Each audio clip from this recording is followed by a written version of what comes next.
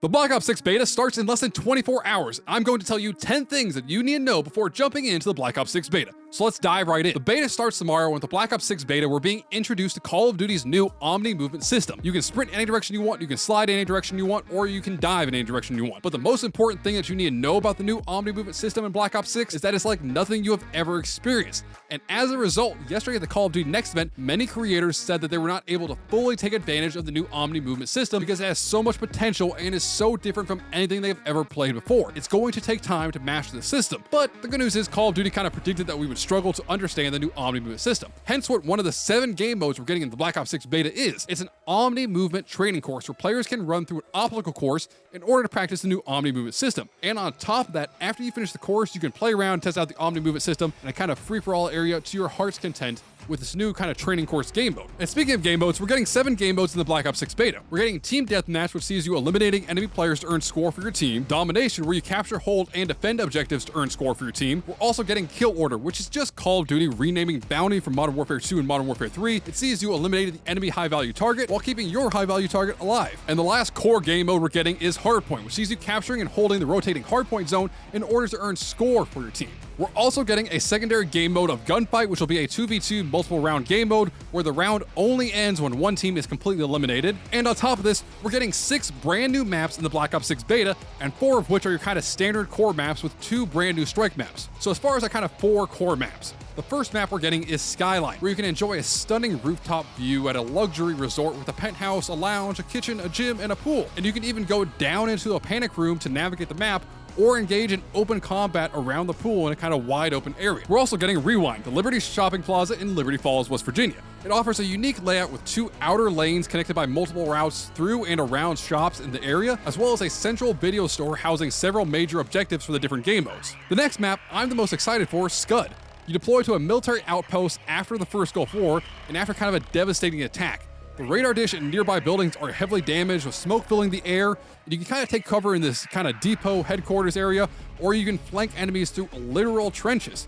But you gotta be cautious of snipers near the radar dish because at the base of it, it offers a wide view around the map. And the last core map we're getting with this is the Derelict map. This is the one we've seen the most of, this kind of scrapyard train yard. So deep in the Appalachian Mountains lies a train graveyard shrouded by a lush forest, which has kind of been abandoned and forgotten. But this derelict depot has become a prime ambush point for Rogue Black Ops and Crimson 1 to face off in a deadly skirmish. Now we're also getting 2 new strike maps. We're getting Gala, which sees you exploring the aftermath of an annual fundraising event in Washington, D.C.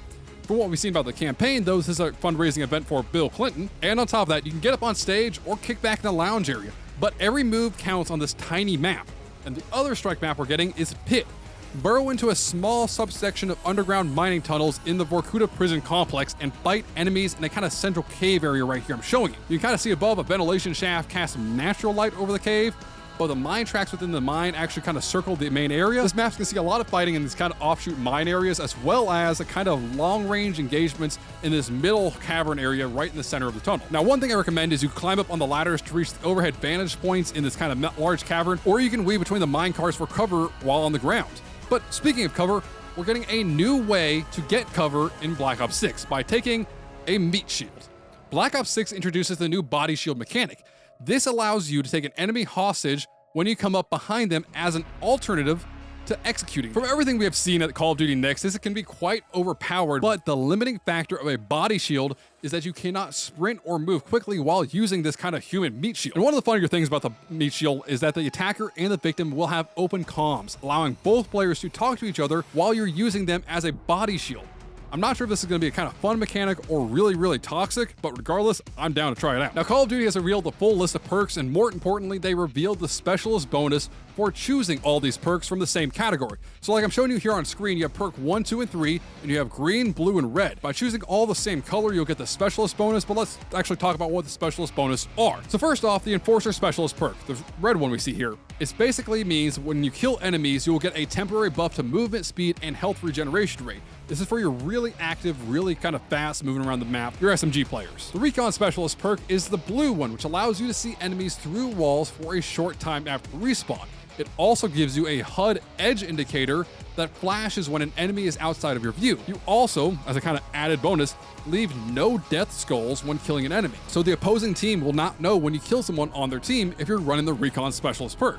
Now last is the Strategist Specialist perk, the green one. This lets you earn a score bonus for playing objectives and destroying enemy equipment, but you can also see enemy gear through walls for a short distance, and a small bonus that you can deploy equipment and field upgrades faster, taking about 75% of the time it would normally take you to deploy a field upgrade or piece of equipment like you would get from a kill streak. Now in Weekend 1, you can only hit a max level of 20, so keep that in mind because there are some pretty awesome rewards for hitting a max level of 30 in the Black Ops 6 beta in the second weekend. I'll show you those right here on screen.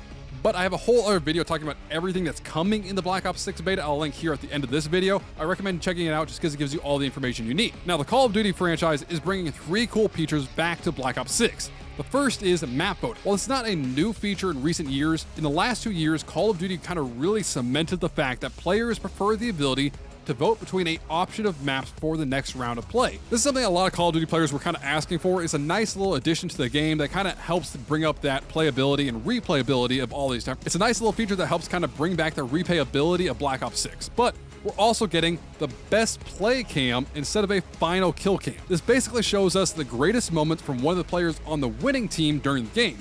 And honestly, I am not sure about this one. The best play cam kind of gives you an idea of like what the best player did at their best moment, but also the final kill cam was always kind of iconic because you know if it's like the final kill and you're up 99 to 75, you might pull out throwing knives and try to get a throwing knife as the final kill cam. I honestly kind of like both, but tell me in the comments down below, do you prefer kill cams or the best play cam?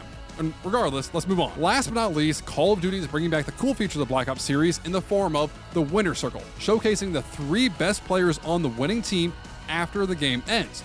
And from all of the early leaks we've seen about this so far, this will allow anyone in the Winner's Circle to perform emotes, kind of flexing off what you did, finger guns, whatever, as well as showcasing their name and their player card beneath their character. It's really just kind of a cool flex at the end of the game, and I'm kind of excited about seeing this return, but if you want to know everything coming in the Black Ops 6 beta, click on this video right here, and until next time, I am IceBurgZ, your Call of Duty informant. Stay frosty.